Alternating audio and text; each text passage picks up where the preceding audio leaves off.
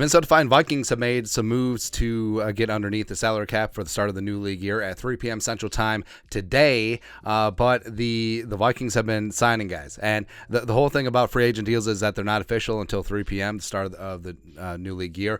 But you also have to factor in their cap hits. And now you can certainly get creative structurally and make them either front or back end heavy. That's what she said. And Rob Brzezinski has been a master of that because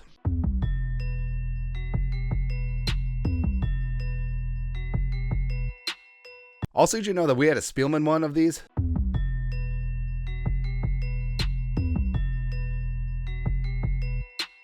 And talking about the Viking salary cap situation right now, it's sort of pointless because everything is very fluid. It is moist at the moment, and there's a lot of moving parts. But bottom line, they have to be underneath the cap at 3 p.m. Central Time today. Alec Lewis, The Athletic, reporting that the Viking salary cap situation at the moment.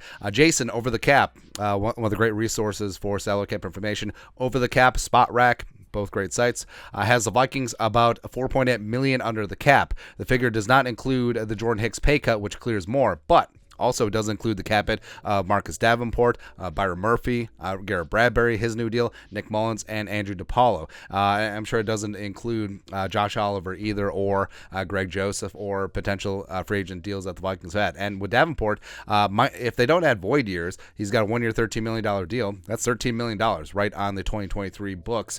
So there's a lot of gymnastics that the Vikings still have to do, even with the cap conversion with Kirk Cousins taking his cap hit from 36.25 down to 20.25. But obviously Brian O'Neill, simple restructure, can free up around 10.4. That makes sense. Also, decision time with Harrison Smith, with Zadarius Smith, with Dalvin Cook, possibly extending Danielle Hunter, or trading Danielle Hunter. Although trading Danielle Hunter doesn't really make sense at this point. But if the Vikings move on from Harrison Smith, that does free up some cap space, as well as same thing with Zadarius, frees up around $12.1 million. So, and also potentially extending TJ Hawkinson and lowering his cap number, which is his fifth year option, $9.392 million. So there's a lot of ways that the Vikings can shift numbers around and get cap compliant by 3 p.m. As well as, well, the problem is too, is if teams aren't cap compliant, it means that their contracts with their free agents don't go through.